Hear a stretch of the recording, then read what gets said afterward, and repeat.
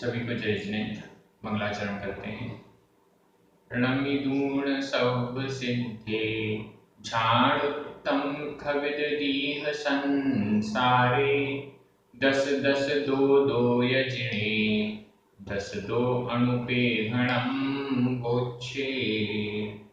बोले श्री 1008 पार्श्वनाथ भगवान की जय। आचार्य श्री कुंद कुंद स्वामी की जय। हम सभी का परम सौभाग्य जो हम 12 अणुपेक्षा ग्रंथ का अध्ययन कर रहे हैं। आचार्य कुंद कुंद स्वामी ने इस ग्रंथ में 12 भावनाओं का बहुत सुंदर विवेचन किया है। अभी लोक भावना का वर्णन चल रहा है।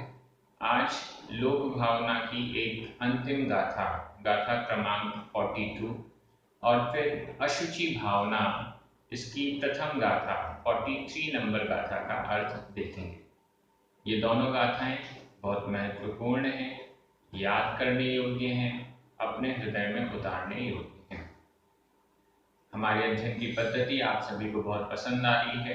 एक एक शब्द का अर्थ आपको इन वीडियोस में क्लियर हो रहा है। आप सभी गाथाओं को याद करने का प्रयास कर रहे हैं। कोई कठिन बात आती है तो आप उसको नोट करते हैं।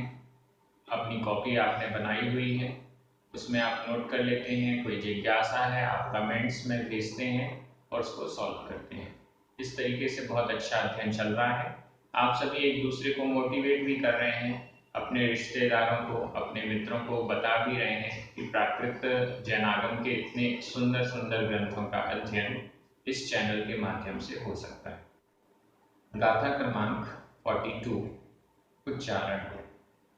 असुहेण निरय तिर्यम निरय तिर्यम सुह उपजोगेण सुह उपजोगेण दिविज नर सोखम दिविज नर सोखम शुद्धेण शुद्धेण लहदी लहदी सिद्धिम सिद्धिम एवं लोगम विचिन्तेज्जा विचिन्तेज्जा।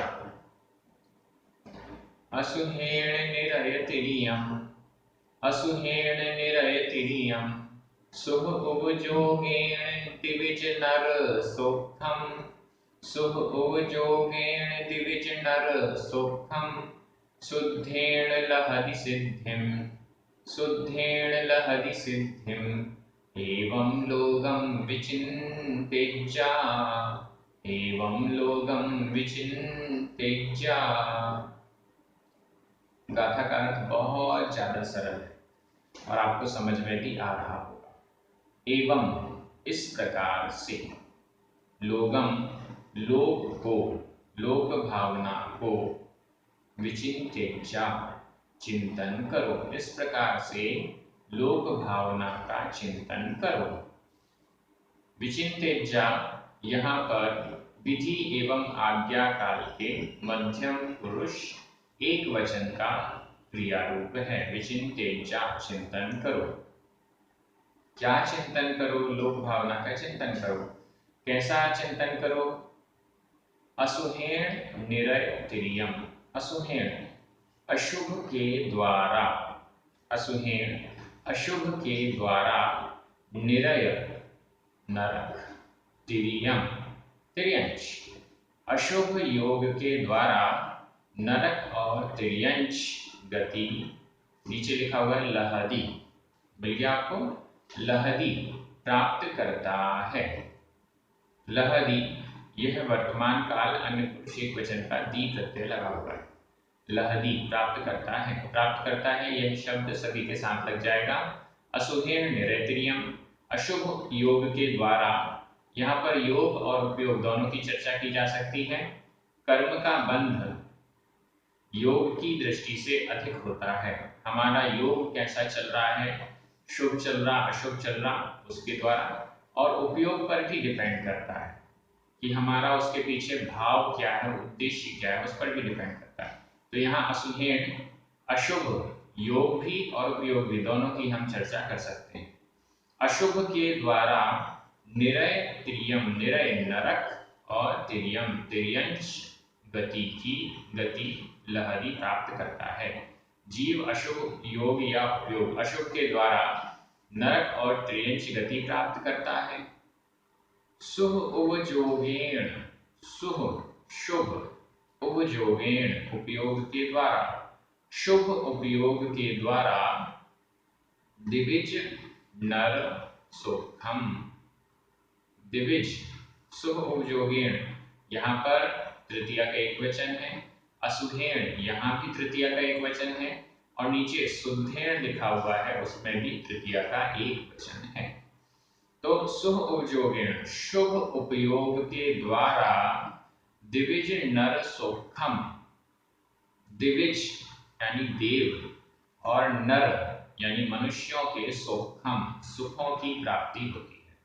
दिविज का अर्थ हुआ दिवी, दिवी का मतलब है स्वर्ग, और ज यानी उत्पन्न होने वाला, स्वर्ग में उत्पन्न होने वाला, स्वर्ग में उत्पन्न होने वाले जो देव हैं, और नर यानी मनुष्य, उनमें जो सुखम सुख होता है, थोड़ा बहुत जो भी सुख होता है वह शुभ उपयोगेण शुभ उपयोग के द्वारा मिलता है। सिंपल है, इसमें तो कोई दिक्कत नहीं है। अशुभ कार्य करेंगे, गलत कार्य करेंगे, पाप कार्य करेंगे तो नरक और तिर्यंश में जाना पड़ेगा, दुख भोगना पड़ेगा, और शुभ कार्य करेंगे, शुभ उपयोग होगा, पुण्य के कार्य करेंगे तो स्वर्ग या मनुष्यों के सुख सामग्री की प्राप्ति होगी। नीचे वाली लाइन, शुद्धेन लहरी सिद्धिम, और शुद्धेन शुद्ध के द्वारा, ध्यान दीजिएगा ये पूरा सार है, लोक भावना का सार, अंतिम गाथा। आचार्य कुनकुन स्वामी की स्टाइल जो अभी हम 12 अनुपेक्षा ग्रंथ में देख रहे हैं बहुत अच्छी है। भावनाएं की जो वर्णन कर रहे हैं उसमें जो अंतिम गाथा होती है वो सार के रूप में दे दी जाती है कि हम क्या करें। प्रश्न यही होता है कि हम क्या करें। एक प्रश्न आया जिसको डिस्कस करना बहुत जरूरी है, लोग उस पर डिस्कस नहीं करते। पूछा गया, व्यवहार नय को जान लिया, निश्चय नय को जान लिया। व्यवहार नय से जीव का स्वरूप जान लिया कि संसारी है, निश्चय नय से जीव का स्वरूप जान लिया कि मुक्त है। अब क्या करें, किस नय से काम करें? व्यवहार नय के अनुसार काम करें कि निश्चय नय के अनुसार काम करें? काम मतलब पुरुषार्थ, क्या पुरुषार्थ किया जाए? बहुत अच्छा प्रश्न है और लोग इसे टाल जाते हैं। लोग कहते हैं हाँ व्यवहार नय के अनुसार कार्य कर लो, निश्चय नय के अनुसार कार्य कर लो। नहीं, ये जो दोनों नय हैं ये केवल बताने वाले हैं। नयों के द्वारा वस्तु का स्वरूप जाना जाता है, बस इतनी सी बात है। नयों के द्वारा वस्तु का स्वरूप जाना जाता है, वस्तु कैसी है। अब इस वस्तु के प्रति आपको क्या करना है, कैसा पुरुषार्थ करना है, यह जानने के अनुसार, मतलब दोनों प्रकार से जानने के बाद होता है। जैसे मैं आपको बताऊं, आचार्य कुनकुन स्वामी ने स्वयं कहा है, नदी मतलब उदाहरण दिया है कि जैसे नदी के दो तट होते हैं, दो किनारे होते हैं, एक है व्यवहार नय, एक है निश्चय नय। दोनों तरफ से हम नदी का स्वरूप देख सकते हैं, एक किनारे से भी देख सकते हैं, दूसरे किनारे की तरफ से भी देख सकते हैं। लेकिन वो स्पष्ट कहते हैं कि हमें कैसा होना पड़ेगा, नए पक्ष से अतिक्रांत होना पड़ेगा।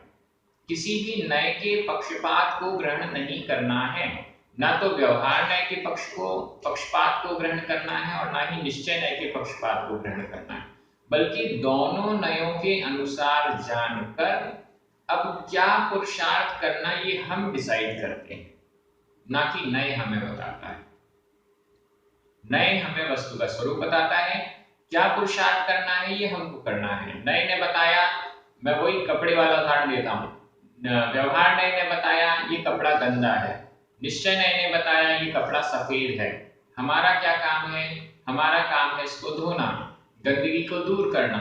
कब तक गंदगी को दूर करना है, जब तक सफेद ना हो जाए। हमारा काम है कर्मों को धोना, कर्मों को नष्ट करना। कब तक कर्मों को नष्ट करना? जब तक सिद्ध स्वरूप प्रकट ना हो जाए तब तक। ये यहाँ पर व्याख्या होनी चाहिए। तो यहाँ पर इस गाथा में एकदम क्लियर कर दिया है। असुहेण अशुभ के द्वारा नरक तिर्यंश, शुभ के द्वारा स्वर्ग और मोक्ष, स्वर्ग और मनुष्यों के सुख। शुद्धेण लहति सिद्धिम, शुद्धेण शुद्ध के द्वारा लहति प्राप्त करता है सिद्धिम सिद्धि को। सिद्धि मतलब मोक्ष को, मुक्त अवस्था को। एवं इस प्रकार से लोक भावना का चिंतन करो, ऐसा आचार्य कुंतन स्वामी कह रहे हैं। हमें क्या करना है? हमें अशुभ से छूटना है, सबसे पहला स्टेप। फिर शुभ में लगना है, ये पहला स्टेप हुआ। अशुभ से छूटना और शुभ में लगना, मतलब पाप का त्याग करना, पुण्य कार्यों में लगना। इसके बाद जब पूरा पाप का त्याग हो गया तो पुण्य से भी ऊपर उठकर, शुभ से भी ऊपर उठकर शुद्ध की ओर जाना, यह हमारा पुरुषार्थ होना चाहिए। 5 पापों का त्याग करके क्या करना पड़ेगा? महाव्रत ग्रहण कीजिए, मुनि बनिए। मुनि बनने के बाद शुद्धेण लहति सिद्धिम, अशुभ का त्याग किए बिना शुद्ध कैसे होंगे? पहले अशुभ को छोड़ें, अशुभ से शुभ की ओर आए, फिर शुभ से ऊपर उठते हुए शुद्ध की ओर जाएं, ऐसा करना है। तो इस प्रकार से ये गाथा का अर्थ पूर्ण हुआ, लोक भावना की पूर्ण हो गई। अब हम अशुचि भावना में आ रहे हैं। अशुचि भावना का वर्णन 4 गाथाओं के द्वारा आचार्य कुंतन स्वामी ने किया है। आज हम एक गाथा इसमें से देख रहे हैं, गाथा क्रमांक 43। अशुचि भावना में शरीर की अपवित्रता का चिंतन किया जाता है। यह चिंतन किया जाता है कि शरीर कितना अपवित्र है, गंदा है, जिससे शरीर के प्रति राग हट जाए, छूट जाए। चलिए गाथा शुरू करते हैं। गाथा क्रमांक 43। उच्चारण। अट्ठीहिम, अट्ठीहिम, आधा ट ठ बड़ी ई की मात्रा, ह में छोटी की मात्रा और बिंदी। अट्ठीहिम, पडिबद्धम, पडिबद्धम, मंस विलिप्तम, मंस विलिप्तम, तएण, तएण, उच्छर्णम, उच्छर्णम, आधा च छ, आधा ण पूर्ण और बिंदी, उच्छर्णम। किमि संकुलेहि, किमि संकुलेहि, भरिद मचोखम, भरिद मचोखम, ये पूरा एक शब्द है, भरिद मचोखम। अगर हम भरिदम फिर चोखम बोलेंगे तो इसमें से जो चोखम अचोखम शब्द निकलना चाहिए वो प्रॉब्लम कर जाएगा। तो भरिद मचोखम। देहम सया कालम, कालम। अट्ठीहिम, अट्ठीहि पडिबद्धम, अट्ठीहिम पडिबद्धम, मंस विलिप्तम तएण ओच्छर्णम, मंस विलिप्तम तएण ओच्छर्णम। किमि संकुलेहि भरिद, किमि संकुलेहि भरिद मचोक्खम देहम सया कालम, मचोक्खम देहम सया कालम। थोड़ा सा शब्द कठिन है और इन शब्दों का जब हम अर्थ देखेंगे तो आप कहेंगे अरे कैसा गंदा गंदा बोलते हैं। लेकिन जब तक हम इस शरीर को, शरीर की गंदगी को नहीं समझेंगे, शरीर को गंदा नहीं मानेंगे, तब तक शरीर से राग छूटेगा कैसे? अभी तो हम सोचते हैं शरीर कितना सुंदर है, आईने में देखते रहते हैं, थोड़ी सी गंदगी हुई तो तुरंत नहाया, तुरंत साबुन लगाई, क्रीम पाउडर लगाया और शरीर को ठीक कर लिया। लेकिन शरीर की वास्तविकता क्या है, शरीर कितना गंदा है, ये हमें देखना होगा। हमारे आचार्यों ने एक एक स्पष्ट वर्णन किया है कि कितना गंदा ये शरीर है।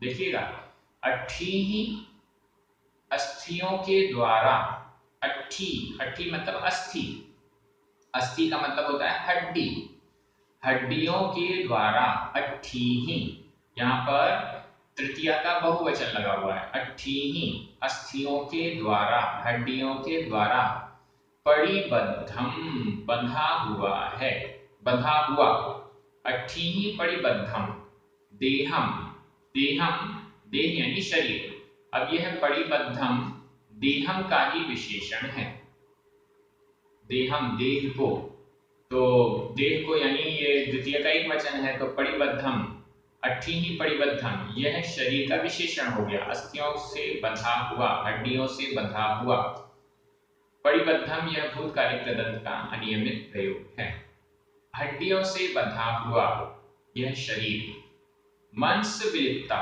दूसरा विशेषण, मंस, मंस मतलब मांस, मांस से विलिप्त, विलिप्त, मांस से विलिप्त, भरा हुआ, यह शरीर कैसा है, हड्डियों से बंधा हुआ, मांस से भरा हुआ, विलिप्तम, विलिप्त, भरा हुआ, मांस से भरा हुआ, तयेण उच्छर्णम, तय, तय, तय मतलब त्वचा, त्वचा के द्वारा, यह भी तृतीय का एक वचन है, उच्छर्णम ढका हुआ, उच्छर्णम यानी ढका हुआ, आच्छादित यानी ढका हुआ, त्वचा से ढका हुआ, उच्छर्णम यह भी भूतकालिक कृदंत का नियमित प्रयोग है, परिबद्धम, विलिप्तम, उच्छर्णम, और नीचे आपको मिलेगा भरिदम, ये चारों ही भूतकालिक कृदंत के प्रयोग हैं।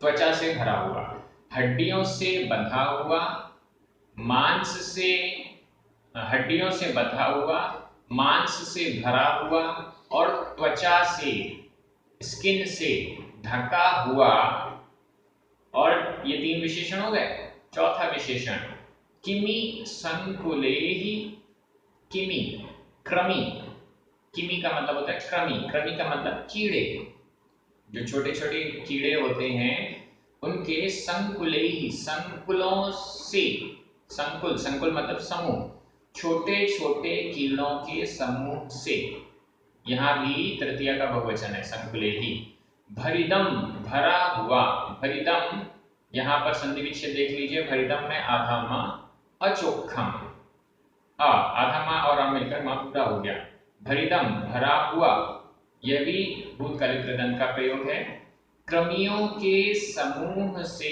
भरा हुआ, हमारा शरीर कैसा है, कीड़ों के समूह, मतलब बहुत सारे छोटे छोटे दो इंद्रिय जीव इसमें भरे पड़े हैं, हमारे पेट में और पूरे पूरे शरीर में, जहां देखेंगे थोड़ा सा हमारा शरीर की स्किन निकल जाती है, छिल जाता है, कट जाता है, घाव हो जाता है, तो कई बार उसमें अपन को कीड़े भी पड़ते हुए दिखाई दे जाते हैं, अगर ठीक तरीके से उसकी चिकित्सा नहीं हो पाती है तो ये भी देखा जाता है, किसी का हाथ सड़ गया, पैर सड़ गया, साइड से देखा जाता है तो उसमें भी कीड़े दिखते हैं, बाहर दिखने लगते हैं, लेकिन जो अंदर हैं वो तो है ही।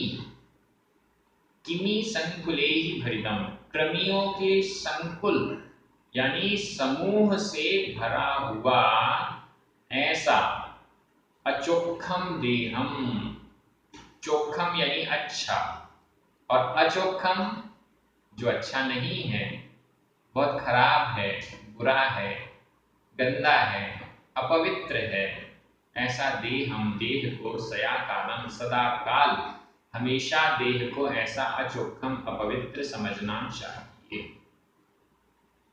शरीर की अपवित्रता का चिंतन हमें इस प्रकार से करना चाहिए। मान लीजिए यह स्किन जो चमड़ी है, त्वचा है, ये अगर हट जाए, थोड़ी सी भी हट जाए, तो क्या हम इस शरीर को देखना पसंद करेंगे? चिंतन करने योग्य विषय है। आंख बंद करके चिंतन कीजिएगा कि मेरा शरीर कितना सुंदर है, कितना अपवित्र है। त्वचा हटा दें और फिर कल्पना करें आंख बंद करके कि ये मेरे शरीर से त्वचा हट गई, या केवल चेहरे से त्वचा हट गई, या केवल इतने से गाल से त्वचा हट गई, इतना सा भी चिंतन करके देखें तो समझ में आ जाएगा, अगर थोड़ी सी भी त्वचा हट जाती है तो कोई भी देखना पसंद नहीं करता, बल्कि लोग घृणा करने लग जाते हैं कि इतना अपवित्र यह शरीर है। इस शरीर की अपवित्रता का चिंतन जब तक हम नहीं करेंगे तब तक शरीर से राग हमारा नहीं हटेगा। अभी तो ये कंडीशन है कि शरीर के प्रति हम नहलाओ धुलाओ 24 घंटे जितना भी कार्य हम करते हैं उसमें से 80, 90 या 100% कार्य हम शरीर के लिए ही कर रहे हैं। जब हमें ये पता चलेगा ये तो कितना गंदा है, तो हम इसके प्रति अपना राग हटाएंगे और आत्मा के प्रति, स्वयं के प्रति अपना अनुराग जगाएंगे। यह हमें प्रयास करना है। अशुचि भावना का चिंतन बार बार किया जाना चाहिए, सभी 12 भावनाओं का चिंतन बार बार करना चाहिए। इससे हमारा मोक्ष मार्ग प्रशस्त होगा, वैराग्य की उत्पत्ति होगी। आप सभी बहुत अच्छे से अध्ययन कर रहे हैं, सभी को बहुत बहुत धन्यवाद। हमारे जो पुण्यार्जक, स्पॉन्सर्स और प्रचारक हैं, सभी को बहुत बहुत धन्यवाद। जय जिनेंद्र।